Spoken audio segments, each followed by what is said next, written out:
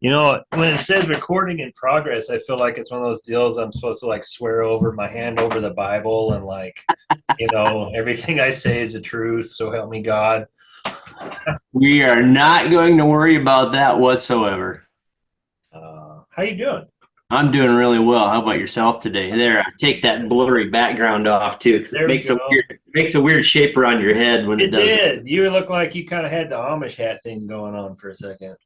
Well, by God, I've got that around here somewhere too. But I didn't make it home to go get a cool hat. I looked all through my pickup in the office and I was like, man, I had a really cool big Hawaiian hat. Florida. I don't see it in here, but you're all right. I kept mine on anyway, so I'll tell my hat story while we're at it. So this hat is one of those that you just can't ever throw away. It was the first black felt hat that I bought. you're Probably, yeah. And so there's no liner left. yep. The headband is hanging on by about 6 threads on one side. The mice chewed the corners off, one of those deals. I have probably drank 6 gallons of beer in and out of this hat at some stupid point where they're like, here, can you drink out of it? Pour Yeah, it right. in. Yeah. Wow. I know for a fact there was one night that I literally had it like a rag and was doing one of those things. What? That's impressive, man. It's pretty impressive. And I don't know, it probably wasn't the most expensive hat because in that point in time I didn't have any money. So Oh yeah. Same here. I got a hat probably just like that I need to pull out next time you're here. John B. Stetson Company 4X Beaver. So it's, It literally says John B. Stetson. That is old school. yeah, it does. John B. Stetson Company. Man, what song am I thinking about? Dude yells out John B. Stetson. He's from like Alberta or something. It seems. Coulter Wall, maybe. You know what I'm talking about? You ever listen to him? I've heard that name and I maybe have Oh, listened to him a little bit, but not a lot. good stuff right there. I think he's like Saskatchewan boy or something. Good. Well, I'm gonna throw this off. I'm gonna make some kind of announcement and okay. got you, my counterpart here today in this. We're gonna talk about pearl millet.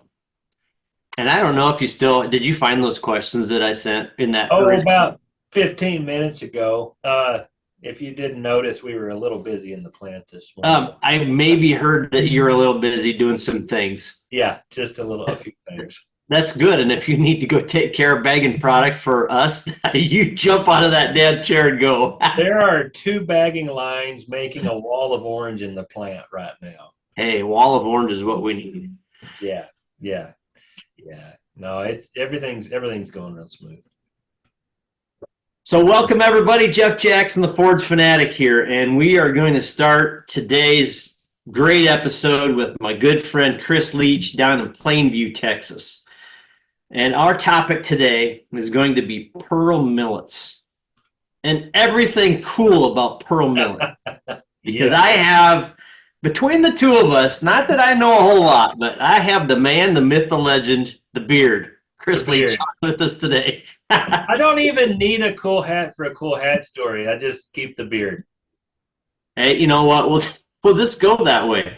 Okay. You give us the beard story. What's the story behind the beard, Chris? Oh, all right. I never had a beard until my was girlfriend, and then now my wife. She went to Europe for a little while before we got married. I said, if you ever want to do this with some teacher friends, just disappear before we get married. So she went on her own Euro trip, and then I didn't have to shave. And a few months later, she came home. I had this, and she loved it. And the one time I shaved it off, she bald. So I'm never shaving it off again. Happy wife, happy life. That's an interesting piece because I just got rid of my beard down to a goatee the other day. And if I were to go back to a mustache, my wife met me with a mustache. I'm pretty sure. Maybe. But I had a mustache when we got married, and then I did the goatee, and then I think she made some comment about like Brett Favre or something like that. Because he always had kind of this thing going on, right? Yeah. And so then I went to doing more of a really short, trimmed up beard type thing all year, and the other day I decided to come back to a goatee, and I got one of those looks. Yeah, Did you? Yeah, I did. And yeah, anyway, so yep. yeah, yeah. I sneezed one night when I was trimming this and then just took a huge chunk out of it. And so I just stayed in the bathroom for 30 minutes and it looked like I killed an ape when I got done taking it off. And I'd been in the sun a lot. So it's just a huge white line and then brown, right? And then I walked Yep. into the kitchen and my wife's cooking supper and she turns around and she just starts crying when she sees me. And so after that, I was like, I don't need to put her through that pain again. I got like the grandpa turkey neck thing going on under here now, so we're gonna keep it covered. So funny thing about that, I did had probably a beard thing going on, at least a mustache or a goatee, and my son was probably 3, 4, Yeah. somewhere in that range, and I took it all off one day. And come walking out of the back room, and he cried too because he somebody different was in the house. Yeah, yeah. My daughter finally got to where she can like latch on. Ooh. So the other night, it was giving her a bath. It was the first good tug. I didn't know whether to scream or cry or what. I'm glad she's got reflexes, right? But that was a little tough. So, Chris, we're in the pearl millet business. There's lots of good stuff going on out there today. Yeah. And we have a couple of tremendous Burkitic BMR Yeah. pearl millets. Yes, sir. So between the two of us, what's probably your favorite attribute or your number one favorite thing about the BMR pearl millets as you get to be in the industry, breeder, Yeah. all that good stuff? Yeah. Yeah. I was talking to my neighbor actually this morning, and I think my favorite thing is at this point is just versatility, right? So Right. what else can you do in the warm season, deep south, Midwest, out west, everything besides the mountaintop? Where can I get high protein? Where can I get an NDFD 30 over 55, 60, 65? Crazy. Regrowth, doesn't take much water. I mean, we're looking at a business plan with my neighbor he's a wheat pasture guy, right? And so he's getting 2 Sure. pounds a gain in the winter, but he gets 1 pound a gain in the summer on native pasture or some junky cheap hay grazer. But we think we're going to be able to create like a 12-month year-round program with him with winter annuals and a summer annual mix with this BMR millet where we're getting 3 pounds in the summer. I mean, that changes your net margins on that thing amazingly. So for me, it's just a versatility. Take it anywhere, put it anywhere, and don't really have a problem. Insects don't bug it. So No pun intended. Yeah, no pun intended. Yes, sir. Yeah. So your point about quality, I think that's a neat thing that I have helped promote and talked a lot about too. And I just pulled up some data next to me from a plot that we did here 2 years ago. Oh my gosh, 4 years ago. Planted June 8th, harvested July 22nd. So just barely over 30, about 40, 42 days. Yep. 35 inches tall, crude protein 15%, NDFD 30 hours 76. Whoa, dude, that is phenomenal. 40 76? Yes, 76 on a 30-hour NDFD test. Uh-huh. TDN was 63.4. Anyway, some of those numbers, RFQ 161. So anybody that understands fiber digestibility and quality, Yeah. and I think about that time is I probably got this first set of results, and then I had to go wild and talk about ruminant rocket fuel. Yeah, I think is what I called it, right? Yeah, ruminant rocket fuel. Yeah, rocket fuel in the parlor. But seriously, when you talk about some of that, and guys are like, so a cow-calf operation is one thing, but then you get into a dairy operation you're looking for fast feed, high digestibility, really good crude protein. Yep. And by the way, at that level of digestibility, you slip it right in a lactating ration and probably not skip a beat anywhere. No, in fact, we're working with some local dairies to just really figure out as we lose water in the Ogallala, all the dairies out west fighting this Yep. deal. we really think that we can do a double cut, triple cut pearl millet system. You're going to rail in the starch anyways at this point. You can't grow alfalfa, you can't grow corn, and you're down to, and you can't rail in digestible fiber. I mean, not really, unless it's expensive. And so this is where I think the future's headed out west, is really pushing for these high end DFD numbers. It's fermenting like a champ as long as you use a really good inoculant or wilt it just a tick. So I think it's going to be a game changer in the next 5 years. I'm going to go back to one of the first times that you and I spent any time in the field. I think our introduction would have been Kansas City with Carl. Yes, 2019. Probably 2019. We sat down and had supper, and I met you. And the next summer, my boss and I came down to Texas, and we took a tour together. And Gary looks at us, and he goes, well, first of all, we started the tour, and he got to touch a little, feel a little, look at how beautiful it was, the versatility of it. And he looked at me and said, how much of this do we sell? A few pallets by mistake, probably. Yeah. Well, that sucks. We need to get better at it. So from that point, we put a concerted effort into pearl millet because of what it is, how it's used, the versatility of it. And you've already made a couple of interesting comments that we could probably talk the next 40 minutes on. Yeah. And one thing was, and I'm just going to, from a positioning standpoint, your comment was almost anywhere but the top of a mountain. And so let's talk I'm gonna try to backtrack through a couple of these early comments so I don't forget. But let's talk about environmental conditions that are going to favor this pearl millet the best. And to your point, the higher we go, what happens to day length and temperatures, right? Yeah. Temperature primarily. Overnight.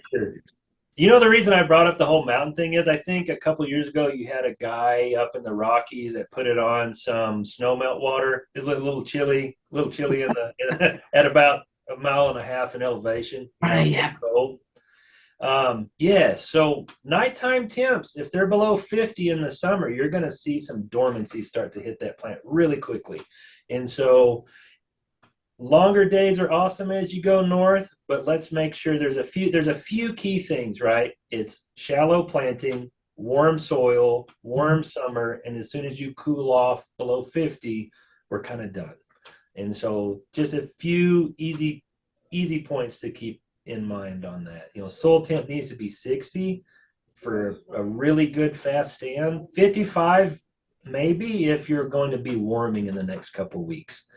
But I got some guys that want to do it at 45, and sometimes you just got to give them some seed to just see what happens. So we did it at 45, and it came up on a nice day, and it was dead by the next week. Now take your time. I have taken this approach. So for anybody that grabs this video or joins in and said, what did they say? Chris just said some things that I probably have buffered us all. Just so you're all aware, I have put 65-degree soil temperatures on most of our technical information so that we know. Yeah. This is like following morning labels on anything else. Yeah. You can get by with some stuff, right? And we all know how this goes, but I literally have told people 65 degrees is awesome. And if you're following another crop in the as you talked earlier about a 365-degree approach to this thing, if you're following another annual crop over winter, that's usually going to push you out far enough that you're going to hit pretty warm soil temps anyway. Right. So those guys I don't worry so much about.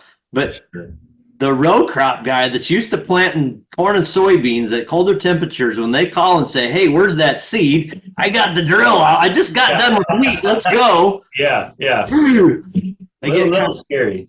Right, we get scared with that. And I would agree. I've had people plant sorghums and forage sorghum plots, and it got snow. And you go, that's horrible. Yeah. And by August, you go, dang it, that turned out pretty good. But yeah, no, that's a good way to kill millet in a jiffy. It's a good way to sell seed. You can sell it twice, but don't recommend that. I try to tell everybody, compared to planting corn for forage, it's cheap enough you can plant it 3 times and still be ahead. But Right, yeah.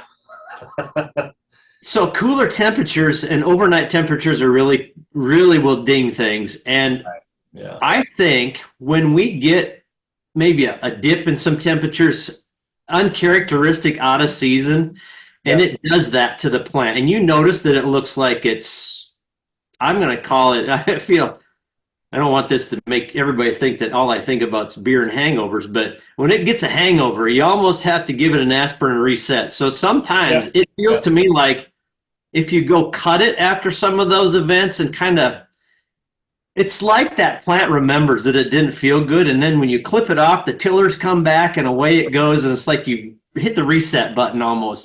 Am I wrong with that idea? That is the right idea in multiple situations. I've had it where guys overwater millet, even in a really warm climate like Arizona. Yeah. Let's say they get it too wet, and they give it a hangover, like you say, or you get those North Dakota funky, cool evenings in the summer, and you give it a hangover. Yes, take that back. Make sure that on this BMR millet you're leaving a pretty good crown amount, right? And if you're running a disc bind, don't run it. Don't tilt it right down into it, right? You know, you're running if you're opposed to back in the day the sickle stuff, right? Sickle type mowers, it's a lot easier on the crop. Now that we're running higher speed disc binds of various brands and models, doesn't matter. Right. And high rotor speed is once you tilt that down into it, you're busting that crown open and you're killing the new shoots coming out in the crown. So if you're trying to get it out of a hangover, take it easy on it. It's already stressed. Don't fly through there at 13 miles an hour in your Heston, please. You're trying to bring a sick kid back, right? But once you knock that off, you get some sunshine on it and light rain, or maybe you got some soil moisture.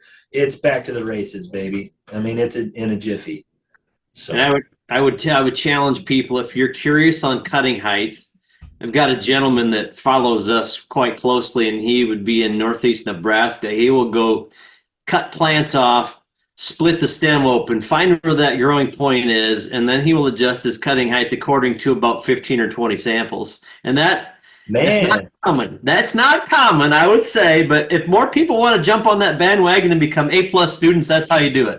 Yeah, he's like the brain surgeon of haymakers. Okay. Yeah. That's the correct way to do it. I mean, what you're also going to do is you're going to add tonnage to that next cutting. And most guys don't want to spend the time. You're shooting yourself in the foot if you don't go look.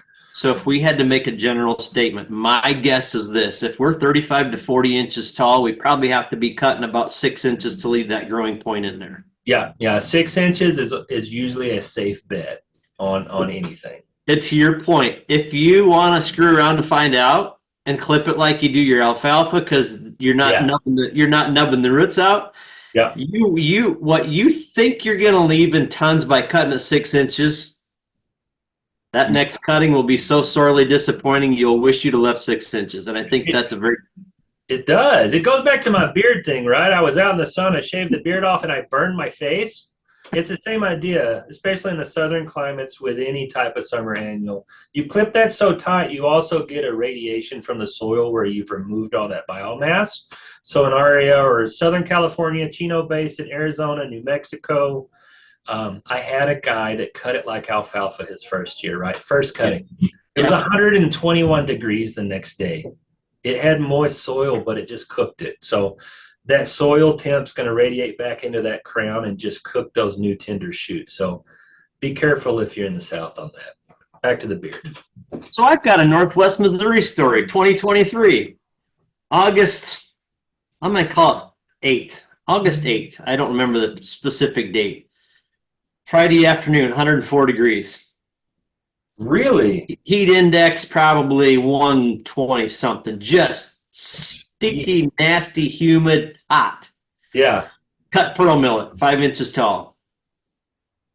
It stayed at above 100 degrees, which is not uncommon for you guys in the South, but it stayed above 100 degrees with this humidity for about 5 days. It was cut with moisture in the ground, like you said. was one Yeah. of those scenarios. Probably rained on Wednesday. I cut it on Friday, knowing that they were going to do baleage anyway. So it didn't. I Yeah. didn't. So we get about a week of 100-degree plus, no rain for 3 weeks. I thought I killed that stand, flat out. I don't doubt Between it. and here's the next statement that we can take off on later. But between wheel traffic of not warning the person harvesting the crop.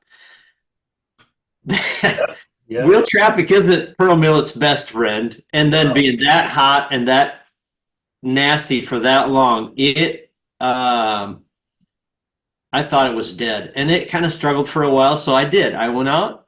There wasn't much there, but I was cutting alfalfa, so I just clipped off the pearl millet, and I literally didn't even go back to bale it because there wasn't enough to go after.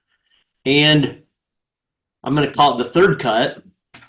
The third cutting in September, and we stayed warm, kind of early October, was tremendous again. So I got rid of the bad. It went through some tough times, and it wasn't growing well, and then it started to come, and I clipped it again, and it rained again, and it looked like it should have the second time instead of the third time. So there's a few of those things, but cut height, wheel traffic, some of those things will be, if you're just trying to drive over every plant out there and see what happens, you're not going to have a good, I would say that's another catch-22 is that recreational driving without a reason out there is not good. Yeah. And I think guys guys will look at a product like this and then let's compare it to a conventional hybrid pearl millet or conventional sorghum Sudan. The lack of lignin in that crown, because it's a better quality product, is prone to worse wheel traffic damage, right? There's no structure to help protect those new shoots in a summer annual. And because you'll have a guy do a really great job, put up some really nice feed, but not plant it next year because his recreational driving is out of hand. And so I think that's a terrible decision business wise, but that's the reason why it doesn't have as good a regrowth sometimes. And so let's be clear. And you said it very clearly. Let's make that statement. It's not the same as sorghum Sudan grass, folks. If you're in a hay grader world, there's different management practices to follow. So regrowth is one thing. And you just made a comment about conventional pearl millet. So let's talk just a little bit about conventional pearl millet versus some BMR pearl millet. What's going to be the major attribute that we would select a conventional maybe versus a BMR?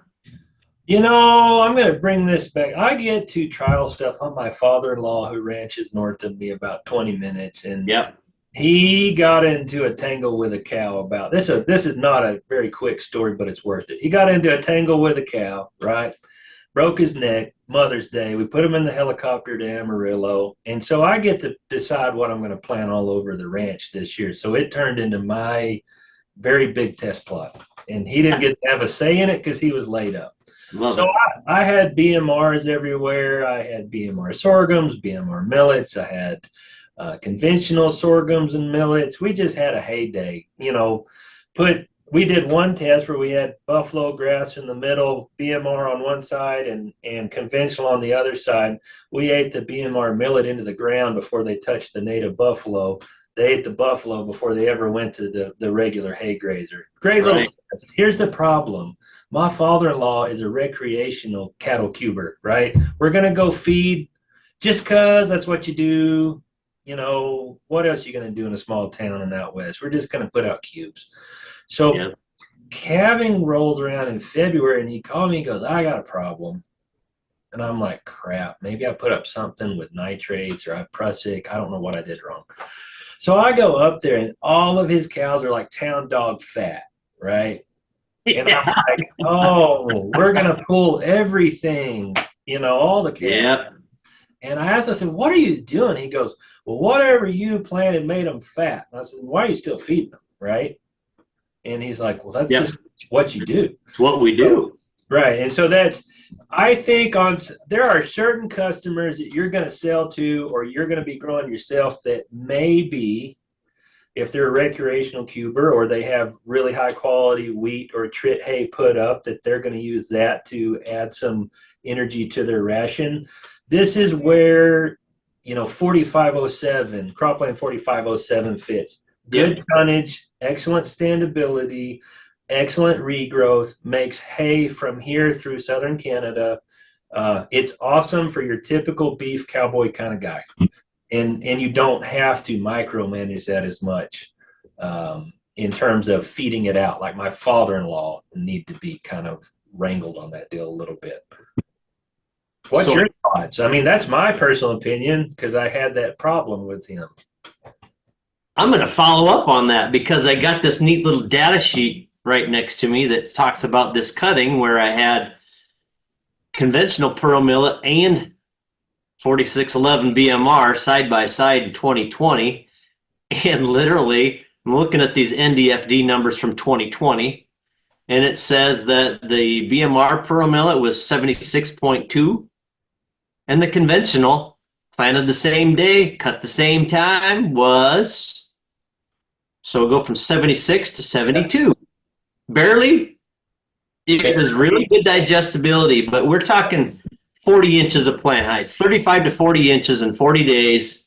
Right.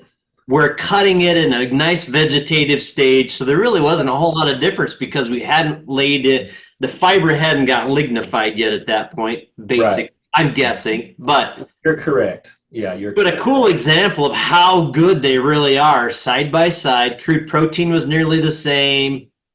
The conventional was a touch taller, and I think that I noticed that whenever I do side-by-side plots out here in a commercial setting, it might just be a little bit quicker, or maybe it's not as brachytic. I'm not sure which it is, but you know, from a forage quality standpoint, so one of the digestibility parameters was 4 points difference, and when we get to RFQ, it was like 15 points less.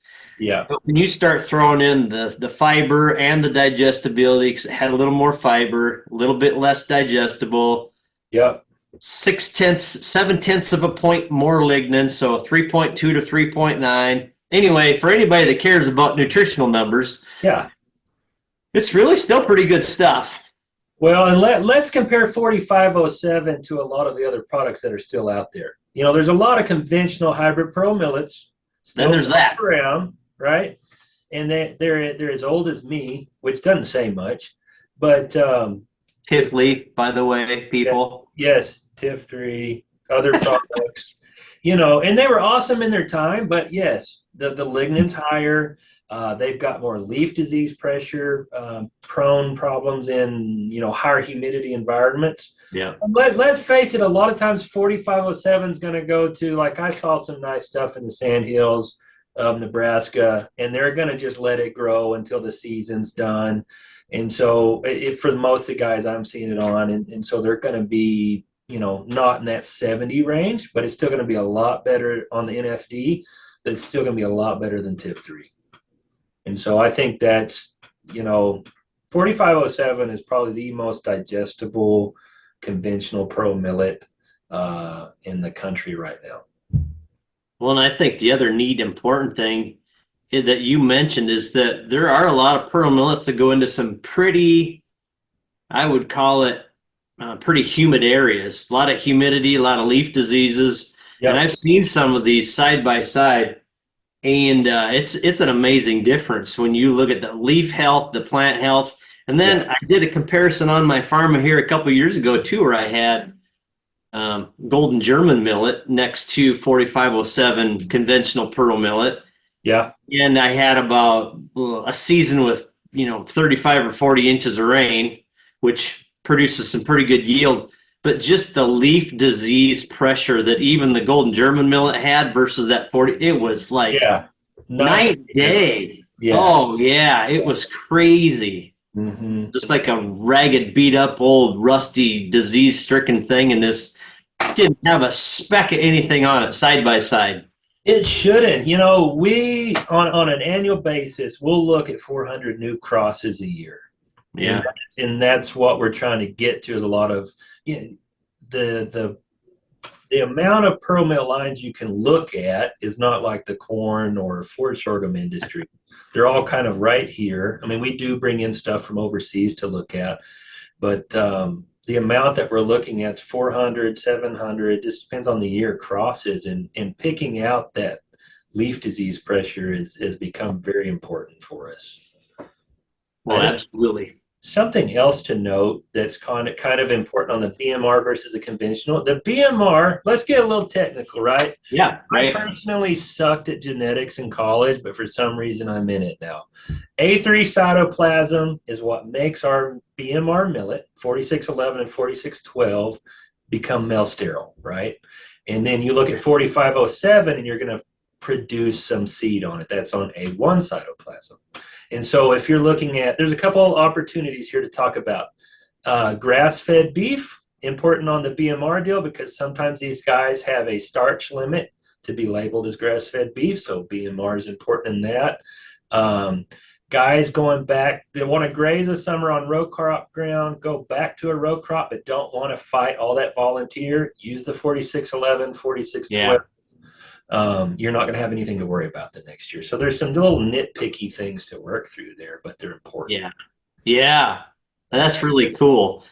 And you know, I hadn't thought about that technical before, but to your point, some of these guys will take two cuts, another guy's going to let it go out full season, kind of take it later, get some grain production.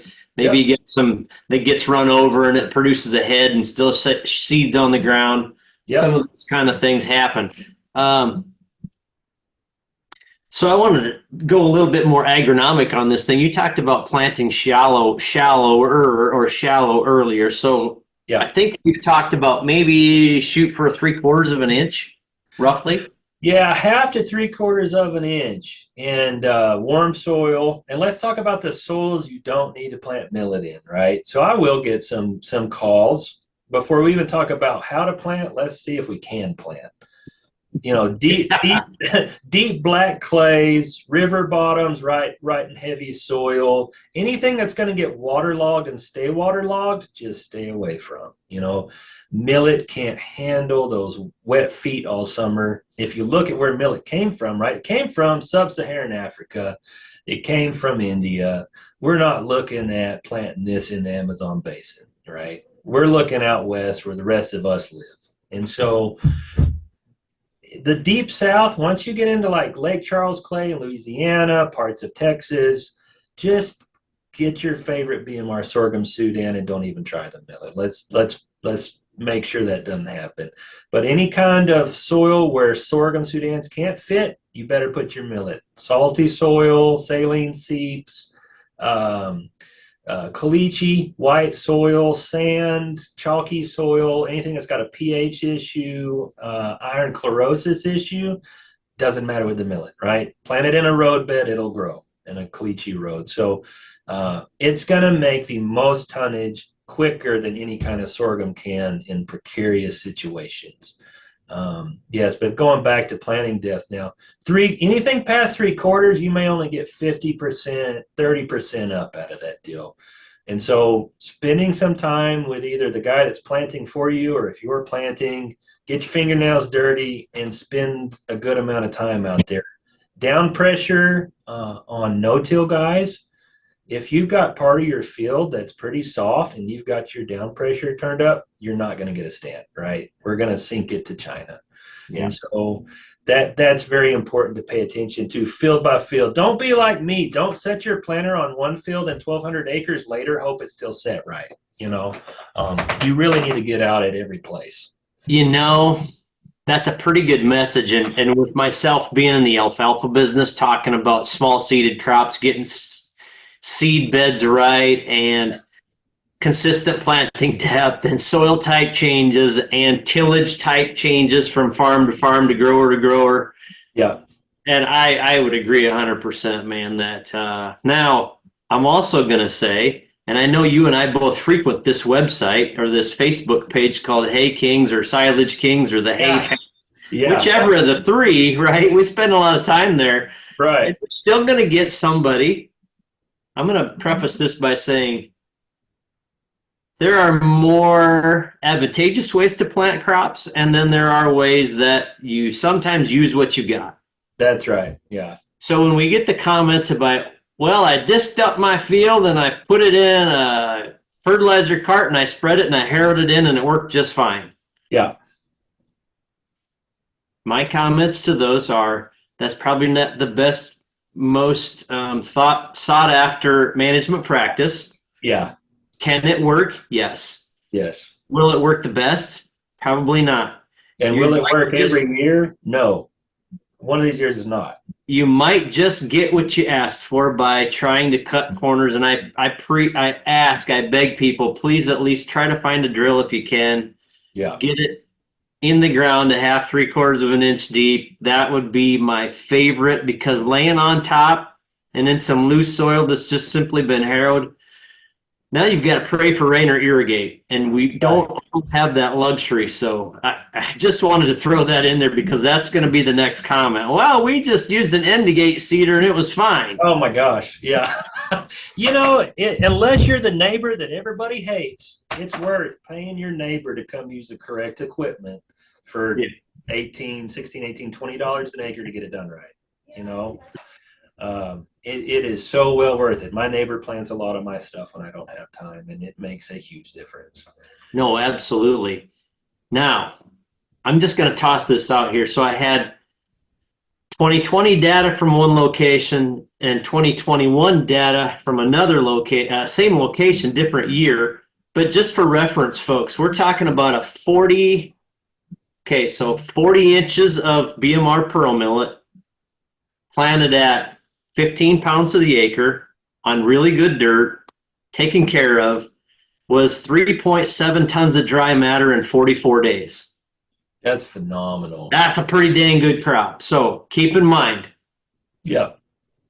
And this, I'll give you the date. The location was West Salem, Wisconsin. So okay. All right. So we're a little farther north. So we're talking Interstate 90. Yep. Right on the Mississippi River, in a pretty good location. So good dirt, good moisture. Again, 3.7 tons.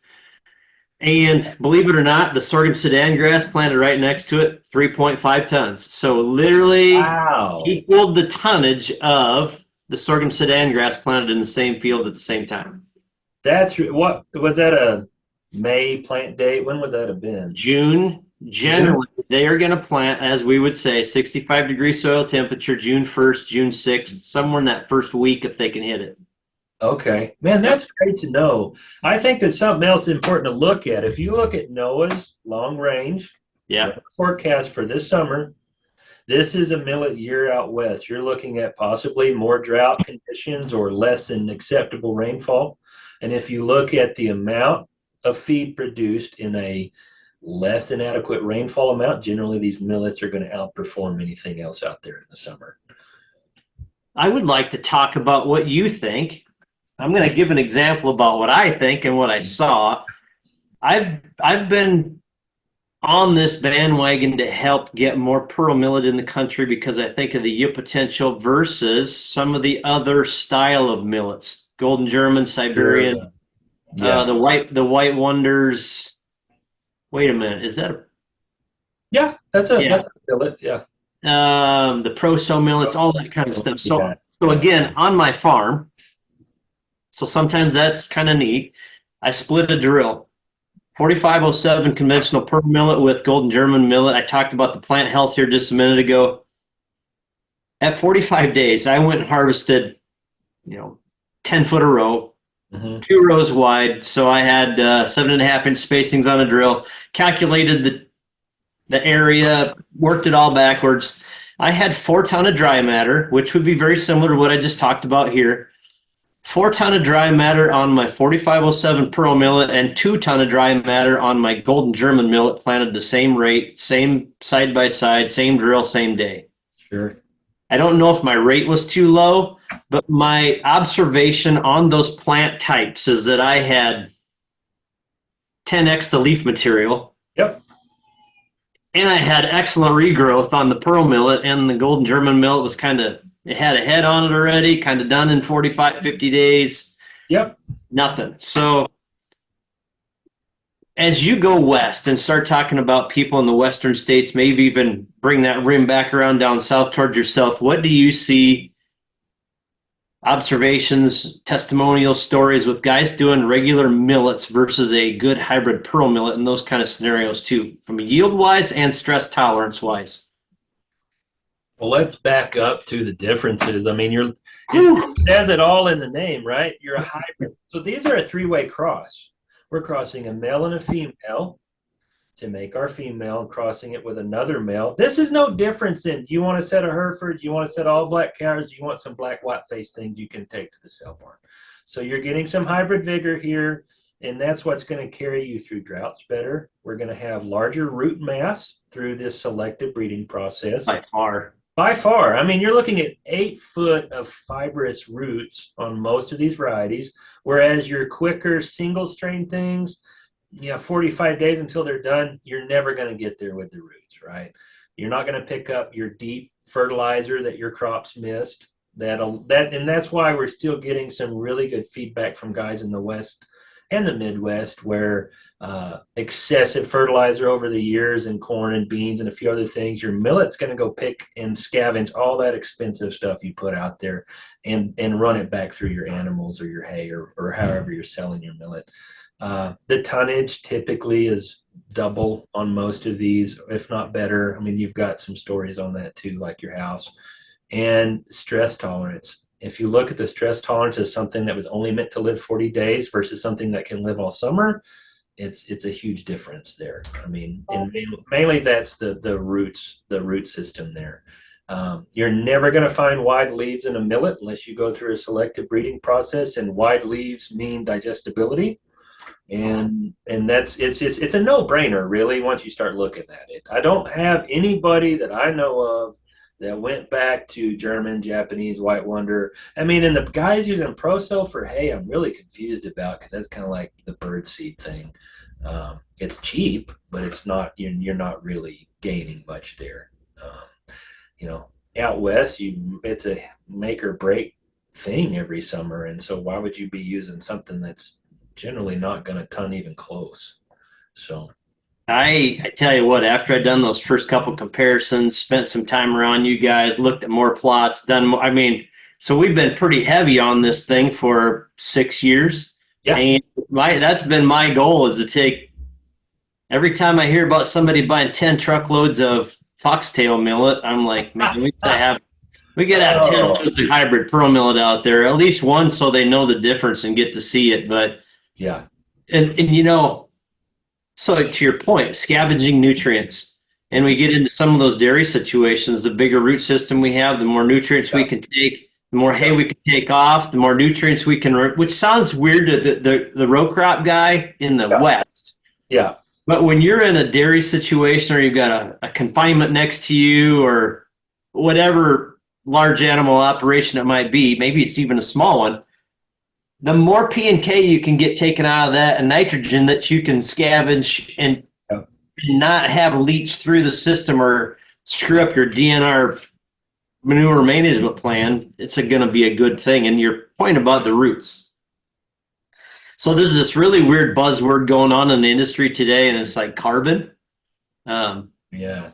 So if you have a very fibrous, deep-rooted plant, and that's just another sink. Yeah. Deeper, the more you can protect that carbon that you're trying to store as well. So interesting enough, on a carbon sequestration standpoint, hybrid millets put more carbon into the ground than any other summer annual grass. And so if you're trying to capitalize on one of those programs, this is where you need to be, in my personal opinion. So fantastic. It's also good on, I feel like I'm like jackrabbit trailing you through here, but it's also really good on nematode activities, right? I've got some guys that have called up here from cotton countries asking about using BMR or non-BMR millets to help with their nematodes, using that as a cover crop. And the breakdown of some of the portions of the millet are working against the nematodes. So that's, a little biofumigation activity as well. Some of the potato guys are doing that as well. So the thing's super versatile. Oh, and by the way, since we're on the insect topic, it's not sugarcane aphid host either. So it's a temperate crop for sugarcane aphids. Think Yeah. about that, guys. Yeah. If you don't want to keep spraying for aphids, I mean, just plant millet. I mean, it's just like way too simple to get away from. Especially some of these cowboy guys that I'll ask them, hey, do you have any sugarcane aphids in your hay grazer last year? And I knew what they planted, and it's not aphid tolerant. Oh no, I never have aphid. You go look at their hay, and it's black with soot. It's easy. It's a good fit for people that aren't going to be hardcore managers. It really works well. I would agree. And so no sugarcane aphid host, so you don't have to worry about that. It helps break up some of these guys that might be farther north in row crop country. If you can do your crop rotation piece, it's not a corn rootworm host. It's not going to host Goss's wilt, tar spot, all those other things that are just ripping people apart right now. So again, in your rotation, and if you were to rotate your pearl millet with an awesome triticale crop and go 365 days a year, that time schedule when one gets planted and the last one goes off, and when you can swap out, put some manure in there and get going. Yep. Phenomenal, It's about as sweet a spot as you can get. So yeah, it is. Planting rate, so again, I threw out 15 pounds to the acre. That's going to be a pretty good soil. Do you see any people really exceeding 15 pounds of these good pearl millets or getting less? Where are those acres? Where do we divide that gap on planting rates? It's about the planting rate opinions are about as diverse as the amount of people in America, right?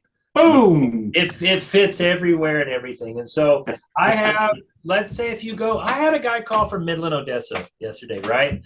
I didn't know anything grew there but oil wells. And he's seriously, I thought he was joking. He's growing this dry land at 1 pound per acre in an area that you really can't farm well, right?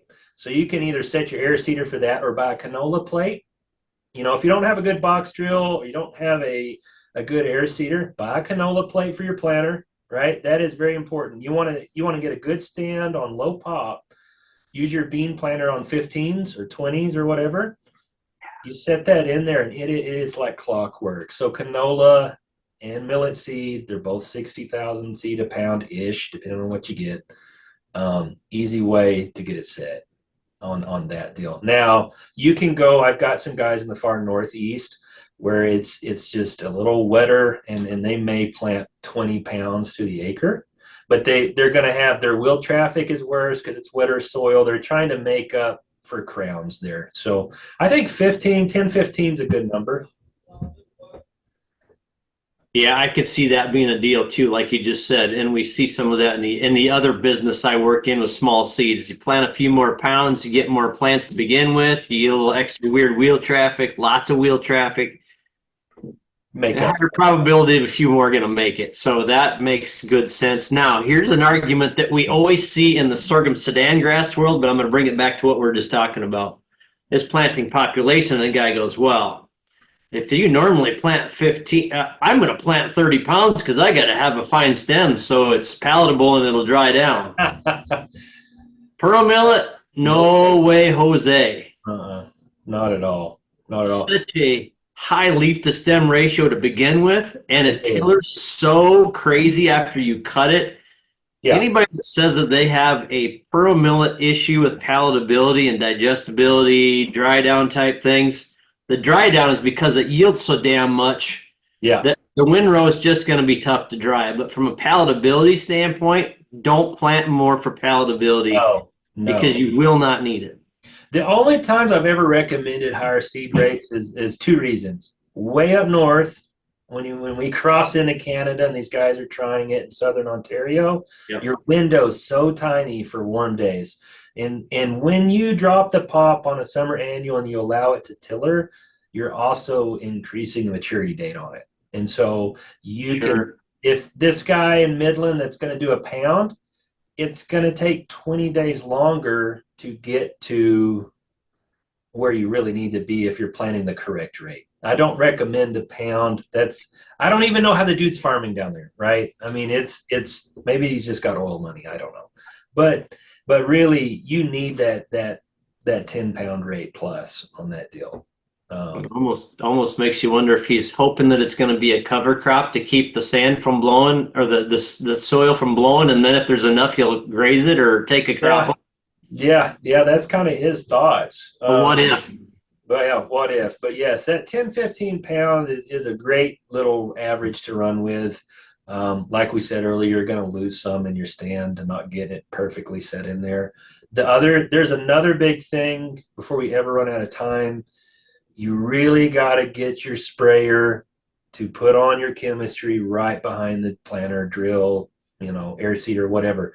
This stuff comes up extremely fast, right? So growing seed crops this year, it spiked in 24 hours, planted at a half-inch deep in warm soil. It's at 70 degrees. So if it spiked and you run out there with your paraquat, you know what's going to happen, right? It's done. It's toast. And so it's very important that the dude spraying for you or the custom guy understands that he's got to follow you through nearly immediately, because this stuff grows so fast. And we've run into more problems lately from guys just thinking it's corn or beans and I'll get there in a few days. No, park your drill, get in your sprayer, finish it, and go to the next field. So yeah, I mean, you're planting a crop that's fast.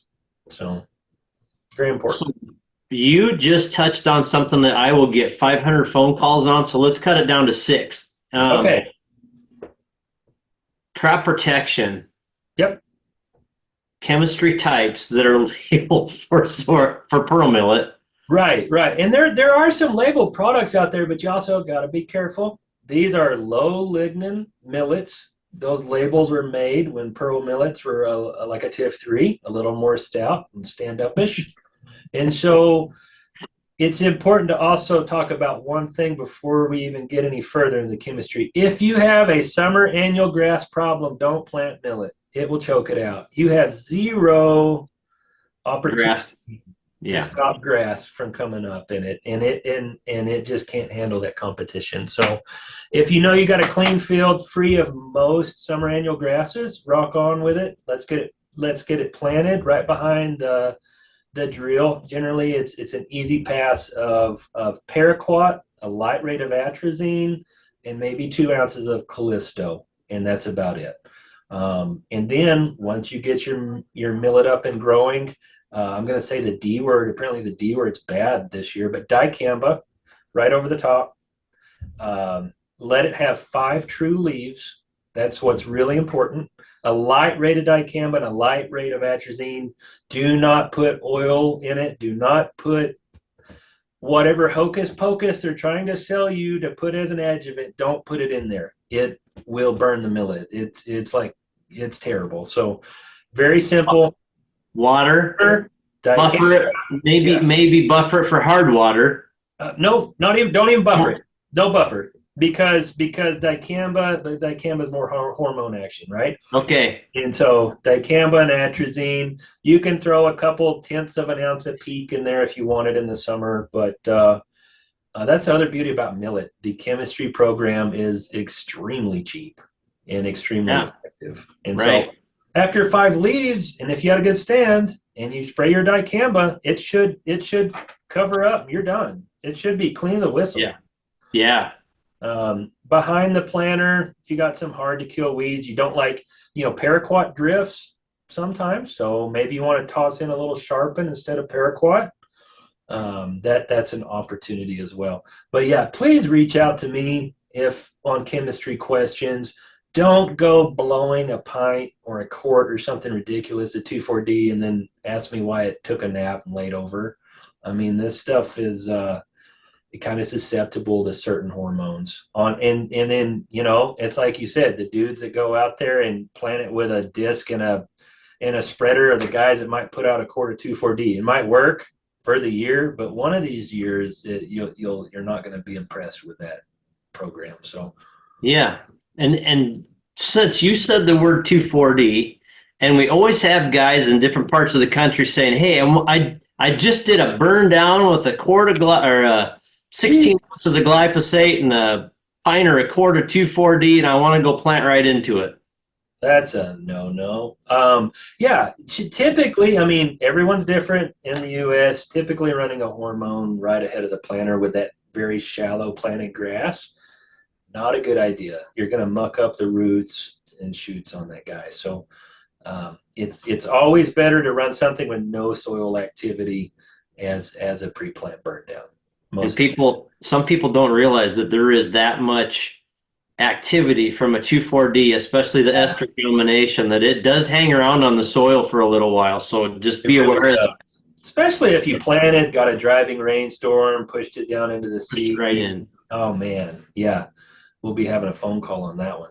So It's a bad day. All yeah, right, cool. One more thought that before we even change to another story session would be fertility on pearl millet. sure. If they've been doing some sorghum sudan grass business, how much different or what's that look like for a pearl millet fertility program? For most guys, and it's important to bring up your study that you did with the nitrogen versus nitrates and sulfur. I try to tell guys don't go out less than 40 units of N on your first cutting and a good dose of sulfur. Unless you've got your sulfur kind of brought up in your ground, because you got nitrogen and sulfur coming up through the plant to put together to make the protein you so desperately want out of this. Those are going to tie up together. When you don't have the sulfur, you got all the nitrogen, you're not going to have that protein level you're looking for and could possibly have a nitrate issue. So, or The N word. the N word I don't like talking about. Yeah, yeah. So most definitely no Right. less than 40. High rainfall with sand, maybe 60, 65 pounds of N. It's not much different than the sorghum side. I have personally, in my neck of the woods, like to put out a pound of zinc with it. Helps with a Yeah. little bit of drought tolerance. Well worth it.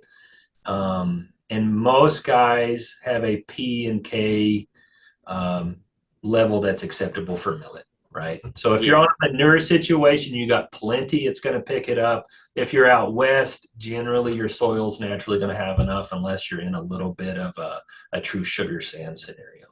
So it's a pretty cheap crop to fertilize.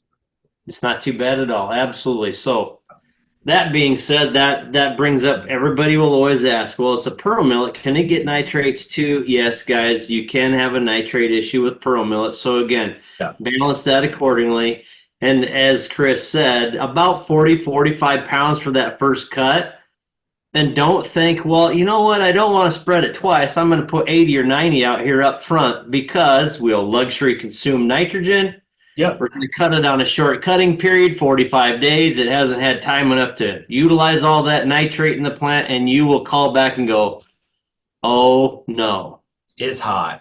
Yeah. How do I dilute this enough to feed it, basically? Yeah, exactly. And that happens to guys every year, right? Just take your time, spread it twice, chemigate it twice, whatever you're doing. You'll be much happier with the results. And the other thing is if you do it all up front, you don't have a nitrate issue, your second cutting is going to falter anyways, because you didn't have enough nitrogen. And if you're feeding it yourself through your own grow yard, cows, whatever, dairy, you're going to have a pile of really good protein digestibility and a pile of, quasi protein. And so, if you want to be able to feed that same stuff year round, quality feed, split your fertilizer up.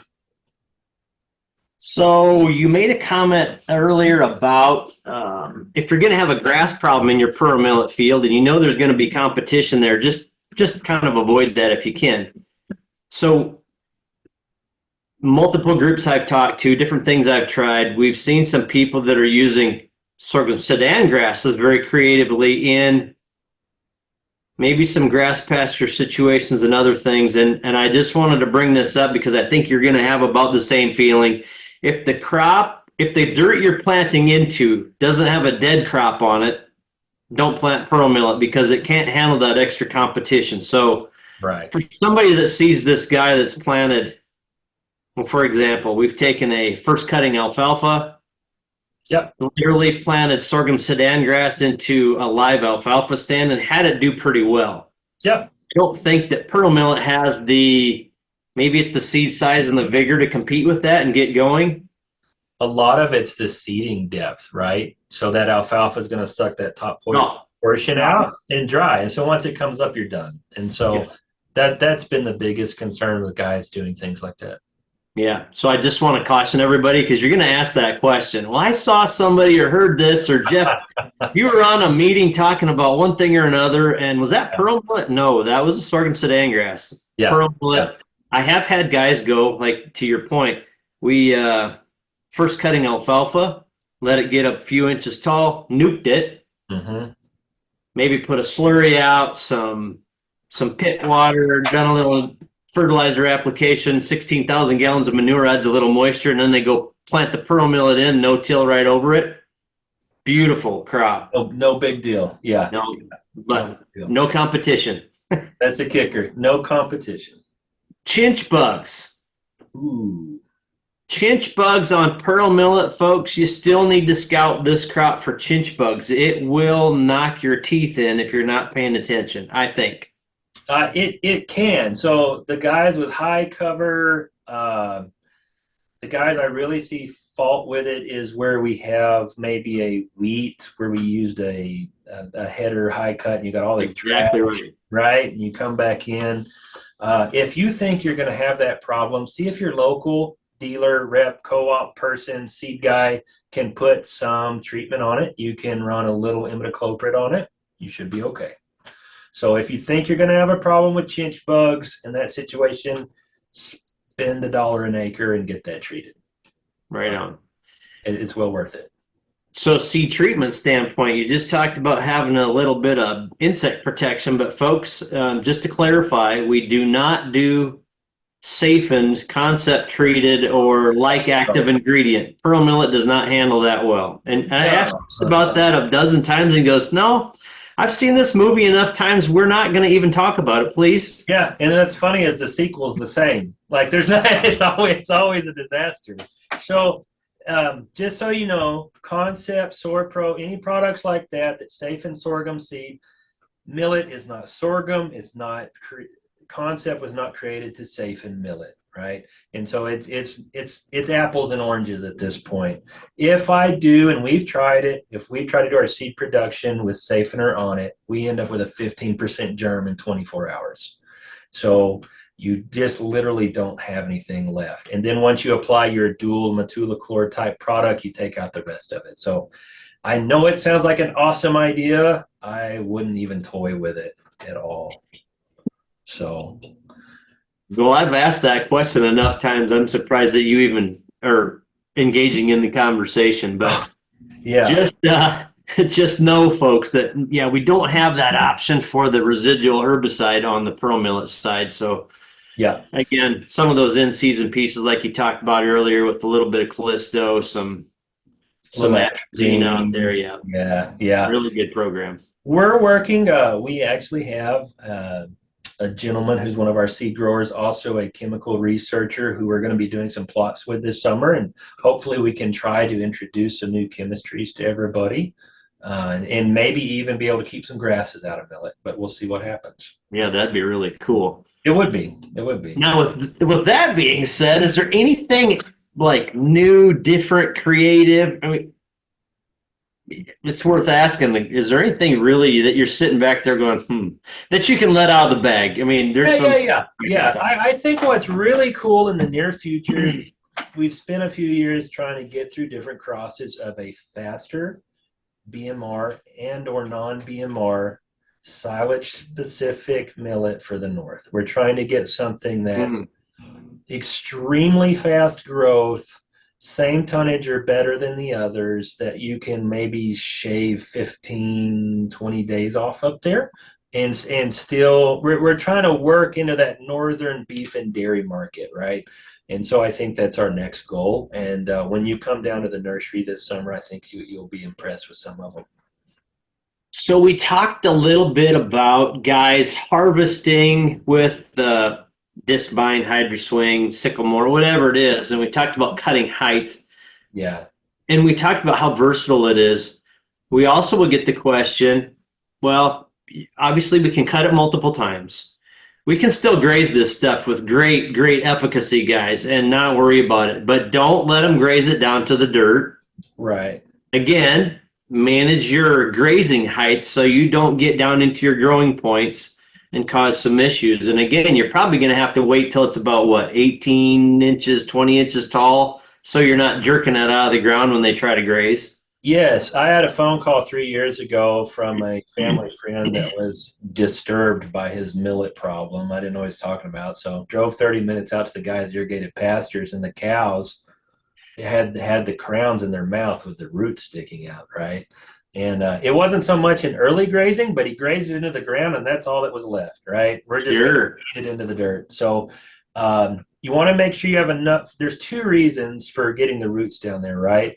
When you bite that off of that millet, it needs enough root mass to, number one, hold it in the ground, and number two, bring up enough nutrients quick enough to repair itself. And so I see a lot of guys going in there in that 16, 12 inch, it looks like a yard, like a wheat pasture or something.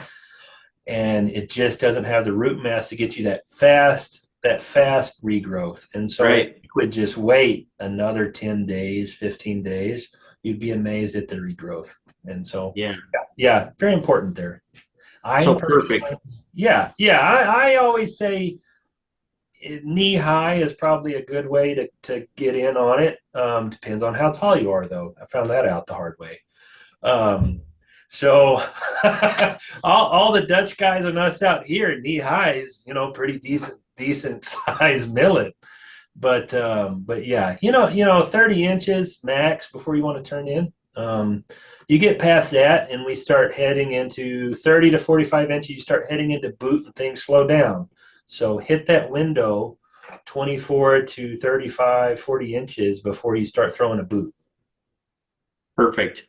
So now we're just talking about grazing. One of the last big things that's a big conversation of contention every year is prussic acid. So grazing, pearl millets, and prussic acid. Yeah. Guys, beautiful. Perfection. Yeah. Graze it right through the frost, right? No problems.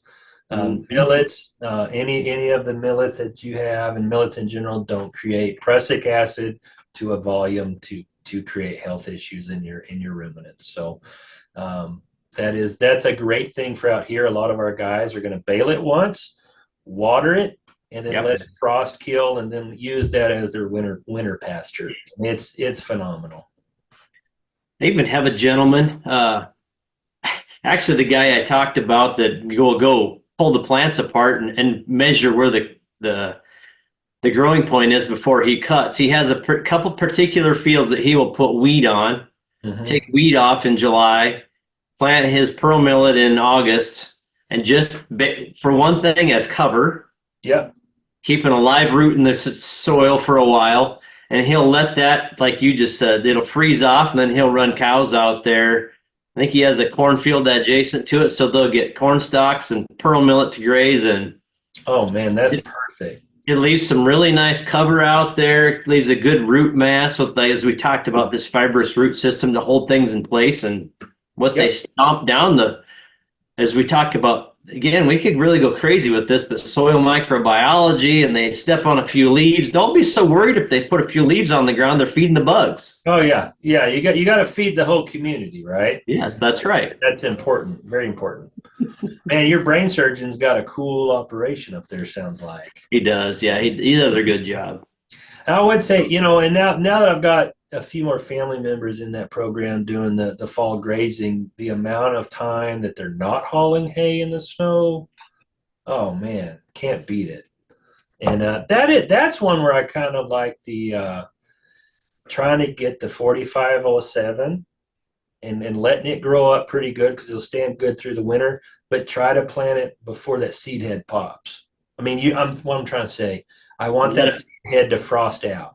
I don't want to make a seed. So like you said, August, you give it 45 days and then the nights cool off. It's phenomenal, man. Done. Right. So that might be any of those guys. Interestingly enough, I'll get some people that'll plant like vegetable crops or sweet corn or something like that. They take it out a little bit early. Yeah. And they're like, is there anything we can make feed with on this acre yet in your August. And you're Yeah. like, oh yeah, absolutely. Yeah. Some of this stuff in and Yeah. so really good. What else? Is there anything that we haven't covered today? We've got a lot of ground Oh, under our feet. no, but there is a good thought on this whole early August planting is millets are heat unit driven in growth. And so as long Mhm. as you have that moisture reservoir below it, it's going to produce more tonnage in a short amount of time than any other sorghums, anything else out there that you can throw at it. And so once it gets into August, I just tell guys you've got to plant the millet. It'll be fast out of the ground, fast to tonnage, fast to feed. So I'm going to throw this out there, Chris, because I know the answer, and we just talked about it a lot for an hour and 10 minutes. The state of the warm season annual business right now, there's probably going to be a nice shortage. Yeah. We're going to run out of sorghum sedan grasses, folks. And if you haven't done some of these pearl millets for everything that we just talked about for the last, depending on which video you get to watch, for the last hour. Yeah. Yeah. That can be a really nice alternative for you if you've traditionally planted sorghum sedan grass. Yeah. Again, to your point, they're not related, but there's a lot of similarities in their growth with heat units and water use efficiency. Yeah. Yeah. That's very true and just right. I mean, you're right. There is no overage of seed from any seed production company in the U.S. this year at all. Between hailstorms, windstorms, frosts, early frost, late frost, it's just been the perfect storm, and it's been a tough year. So if you don't have your order in soon, you may be buying hay from your neighbors this year. And so millet's a good fit for all those tough spots. And most guys that do some millet quit using other products. So the other little tidbit, we talked a little bit about growing habits, and you made a comment about if it's going to be really wet and stinky, pearl millet doesn't like wet feet. No.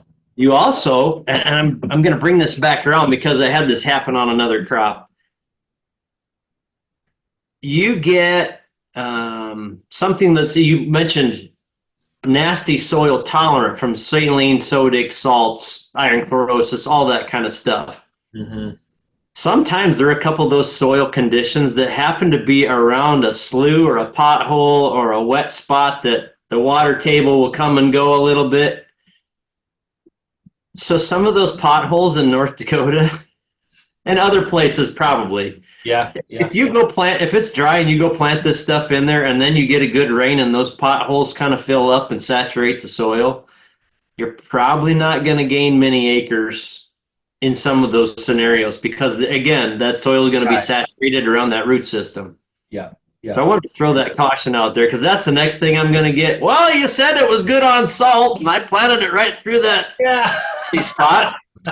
Yeah, and a lot of that goes out to a lot of guys out west using mountain water where we get some salty conditions in some spots. Correct. And here's something interesting to note: if you're using or your irrigation water with high saline content, or your soils have a high salt content, and you have a choice, and it doesn't matter if it's millet or sorghum Sudan grass or Sudans, you have to use a BMR, right? Don't choose the conventional midrib. It ties the salt up into that plant structure, and that's what causes those droughty issues. When you have that brown midrib, you don't have as much lignin. The salt is not actually tied into the plant structure. Then it's kind of a free agent, and it really doesn't affect the plant growth. If you want to see it for yourself, get a bag of BMR, get a bag of non-BMR, plant it on a salty patch. You'll be blown away at the difference on a hot day. So just that's where that comes from, actually. Chris, I tell you what, this little interview's been a long time coming, and it feels so good to have all this information captured finally because I have this weird production experience on one side of the bag, and you have this neat production experience on the other side, and now again, like you said, you get to play around with all the family members and do all the other stuff. So Right. It's a neat little connection, a neat little collection of observations, experiences, and I want to go back to because at times there will be different comments about types of products. Yeah. And I think the biggest thing for people to remember is if somebody says, no, you can't plant pearl millet, you're too far north. I think elevation probably has more of an attribute to that than latitude. I think it's elevation and nighttime temperatures will be your limiting factor. Yep. Versus just being north, because you can get north in some plain states and it is hot and dry and hot all night long. And other areas seem to cool off more. So just be careful. Yeah, I would agree. I mean, it's soil temp based for the most part to start with, and then it's nighttime temp based to finish up. And right on. Gosh, you can be as far south as me and just be over here in the mountains by my house and you can't grow it. So, I mean, might as well call me too far north, right? So that's exactly right. You're right. I mean, everybody's in a different situation, so don't disqualify just because of an interstate zone. So, man, my 2 cents.